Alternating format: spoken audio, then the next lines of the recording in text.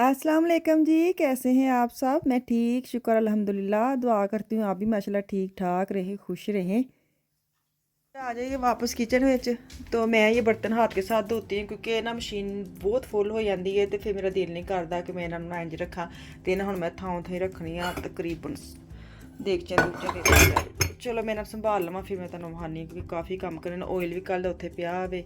अच्छा, ऑयल जो फ्राई करती ना चीज़ें, उसके बाद मैं ना इसको मैं वापस बोतल में रख देती हूँ क्योंकि मेरा दिल नहीं करता खुले बर्तन में पड़ा रहे, या ढक्कन भी फिर भी वो ना एक्स्ट्रा जगह मतलब मल लैंदा वे चुल्हे। तो इसलिए मैं इन्हूं यूज़ करके तो मैं एक से दो दफ़ा ही फ्राई करती हूँ, फिर मैं ऑयल ज़ाया कर देती हूँ। मैं तीसरी दफ़ा फ्राई नहीं करती उसके अंदर, फिर बहुत डार्क हो जाता है, सेहत के लिए भी नहीं सही ना।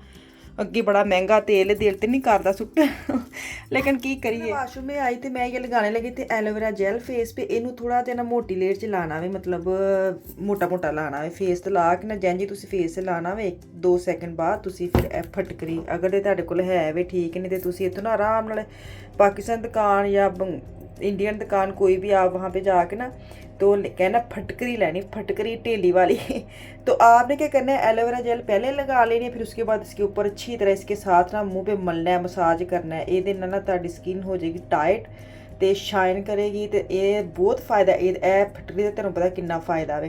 तो एलोवेरा जेल ते कोई गल ही छड्ड दो। तो अगर तुसीं किते जानदे हो ना, जाना मतलब जाना, तुसीं पहले ला लो, बाद तुसीं मेकअप करो तो तुसीं कहो कमाल बाजी कमाल करता है। तो मैं हुणे लाने लगी, मैं तुहानूं नाल भी ना शेयर करदा। एलोवेरा जेल जो ना रोजमंड्स भी मिल जाती, डीएम से भी मिल जाती। मेरी देखें बेचारे दी शीशी तो रंग ही बदल गया है। तो ये मैं करने लगी थी दोनों, तो आपके साथ भी शेयर कर दूँ, तुसीं भी करियो। ईद आने वाली है तो दुआवां दियो। चलें जी, जो भी मैंने फेस के लिए बताया ना वो करके देखना। मैं घर आई हूँ तो अब मैं आफान आफिया के लिए ना घर में है, तो उन्होंने लग गई भुख, तो समझ नहीं आती की बना। मैं जो इफ्तारी रात में बनाना है ना, ये मैं इन्होंने हुणे बना के तो खवा देवां टाइम से। तो खैर मैंने बेसन को जो मसाला मिक्स करके रखा हुआ है ना उसको अंदर डाला है, पानी नहीं डाला है। और मैंने कतले काट के ना वो कटर के साथ ही काट लिए, झटपट काम ने बेना है क्योंकि मैं मार्केट जाना सी। तो इसके अंदर मुझे लगी थोड़ी सी मिर्च ना मैंने डाली, नमक मिर्च और डाली और लेमन डाला ताकि थोड़े कतले जो ना वो खट्टे खट्टे हुए, बड़े मज़ेदार बनते हैं। आप भी बना के देखकर, रमज़ान की ये अच्छी सी क्रिस्पी क्रिस्पी आप आलू खाएंगे ना। तो अभी मैंने जो अंदर डाले वो नहीं क्लिप लिया और मैंने फ्राई किया। फ्राई करते ऐसी वाली शक्ल बड़ी बड़ी मज़ेदार केचप के साथ खाए ना, हाँ। तो खैर बच्चों को मैंने बना के दे दिया। मैं थोड़े से ना आलू मैंने रख लिए थे, अमीज़ा भी बच गया था, उन्होंने मैं डब्बी च पा के आलू समेत ना मैंने रख लिए किचन में, फ्रिज में। मैंने कहा चलो शाम को ना फिर थोड़े से फ्राई कर लो कि ਇਹ वाली चीज़ां ना इन्नियां नहीं खादियां ਜਾਂਦੀਆਂ। बस ये होता है कि जिन्नी रोज़ा रखा होंगे उन्होंने होंगे भी थोड़ियां थोड़ियां सारियां चीज़ां हुण बेशक मतलब 2-2 3-3 पीस क्यों ना पड़े हों।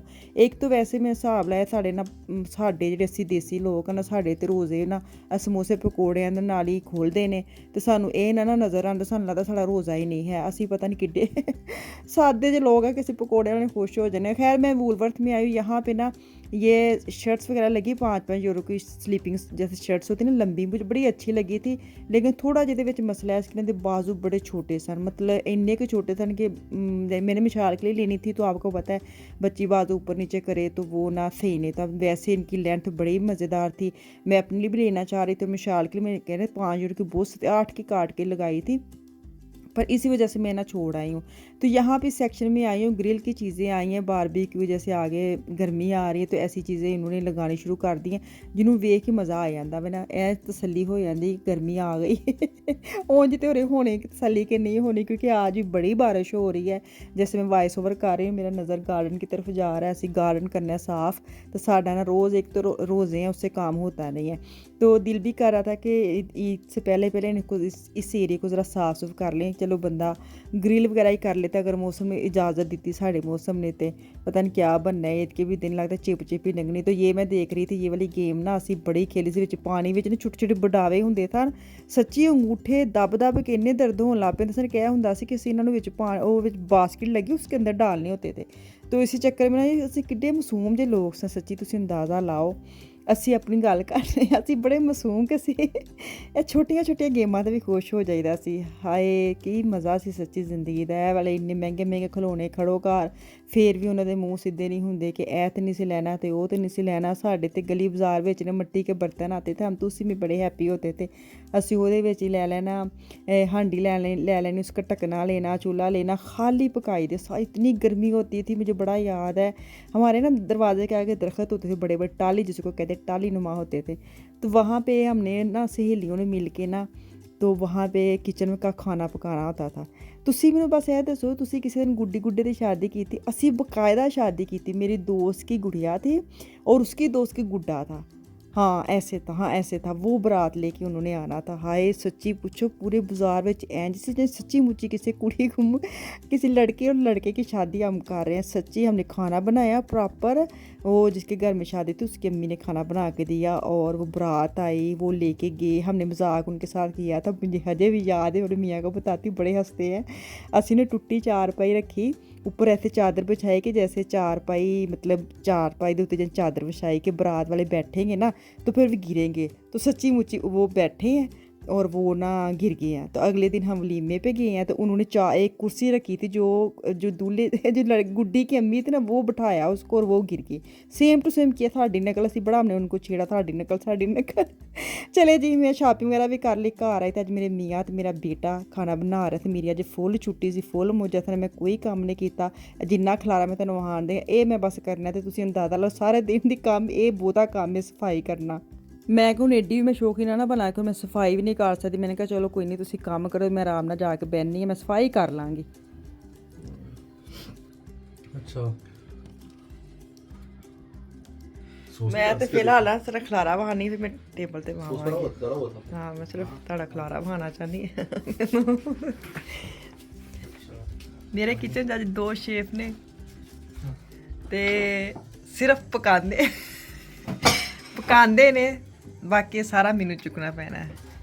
ਤੇ ਮੈਂ ਵਾਕਈ ਬਾਅਦ ਨਹੀਂ ਮੈਂ ਕਦੋਂ ਕਹਿੰਦੇ ਮੈਂ ਨਾ ਬੈਠੇ ਬਿਠਾਇਆ ਮੈਂ ਨਾ ਬੈਠੇ ਬਿਠਾਏ ਖਾਣਾ ਮਿਲ ਲਿਆ ਅੱਜ, ਮੈਨੂੰ ਕੁਝ ਨਹੀਂ ਕਰਨਾ ਪਿਆ। ਤੁਹਾਨੂੰ ਕਿਹੜਾ ਬਾਅਦ ਚ ਕਰਨਾ ਪੈਣਾ ਨਾ, ਅੱਧਾ ਘੰਟਾ ਨਹੀਂ ਉਹ ਕਰ ਲਵਾਂਗੇ, ਉਹਦੀ ਖੈਰ। ਕਦੀ ਕਦੀ ਨਹੀਂ ਦਿਲ ਕਰਦਾ ਕੰਮ ਕਰਨ ਨੂੰ। ਆਏ ਮੇਰੀ ਜੁੱਤੀ ਦਾ ਹਾਲ ਵੇ ਸੱਚੀ, ਬੱਚੇ ਵੀ ਨਾ ਆਦਮ ਮਕਾਉਂਦੇ। ਕਦੀ ਕਦੀ ਇੰਝ ਬੈਠੇ ਬਿਠਾਏ ਖਾਣਾ ਆ ਜਾਵੇ ਨਾ ਤੁਹਾਡੇ ਅੱਗੇ ਤੇ ਕੀ ਮਜ਼ਾ ਆਵੇ। ਬਾਕੀ ਸਫਾਈ ਕਰਨੀ ਤੇ ਫਿਰ ਹੁੰਦੀ ਉਹ ਤੇ ਅਸੀਂ ਜਦੋਂ ਆਪਣਾ ਇੰਨਾ ਬੜਾ ਖਾਣਾ ਬਣਾਉਣਾ ਉਦੋਂ ਵੀ ਸਫਾਈ ਕਰਨੀ ਹੈ ਤੇ ਫਿਰ ਪਿੱਛੇ ਸਿਰਫ ਮਾਈਨਸ ਸਫਾਈ ਰਹਿ ਜਾਂਦੀ। ਉਹ ਮੈਂ ਕਰ ਲਈ ਸੀ ਬੜੀ ਮਜ਼ੇਦਾਰ ਰੈਸਟ ਕਰਕੇ ਨਾ, तो बड़े ही मज़ेदार। मेरे बेटे ने बर्गर बनाए, मेरे मियाँ ने सिर्फ हेल्प की थी कि क्या क्या करना है, बाकी तरकीब उसकी तरीका का जो भी मेरे बच्चे की रेसिपी सी उन्हें बनाई बड़ा ही मज़ेदार। खैर दुआवां निकलियां लुकमान दे, मैं क्या लुकमान तू कितना चंगा बच्चा वे, बैठे बिठाए तू सानू बना के तो दे देना वे। ਬੱਚਿਆਂ ਨੂੰ ਖਾਣਾ ਕੁਛ ਨਾ ਕੁਛ ਬਣਾਉਣਾ ਆਉਣਾ ਚਾਹੀਦਾ। ਕੱਲ੍ਹ ਨੂੰ ਕਿਤੇ ਯੂਨੀਵਰਸਿਟੀ ਕਿਤੇ ਦੂਰ ਦਾਖਲਾ ਮਿਲ ਜਾਂਦਾ, ਮੇਰੇ ਮੁਸ਼ਕਿਲ ਹੁੰਦਾ ਬੱਚਿਆਂ ਲਈ ਨੇ, ਤੇ ਥੋੜ੍ਹਾ ਬਹੁਤ ਮੁੰਡਿਆਂ ਨੂੰ ਵੀ ਸਿਖਾਉਣਾ ਚਾਹੀਦਾ ਹੈ ਨਾ ਕਿ ਬਸ ਕੁੜੀਆਂ ਨੂੰ। ਚਲੋ ਜੀ ਇੱਥੇ ਤੁਸੀਂ ਨਾ ਮੈਨੂੰ ਦੇ ਦਿਓ इजाज़त, इंशाल्लाह तक कल वापस आऊँगी। मुझे मेरी फैमिली को दुआ में याद रखिए अपना और अपनी फैमिली का भी खास ख्याल रखिए। कल तक के लिए अल्लाह हाफिज़।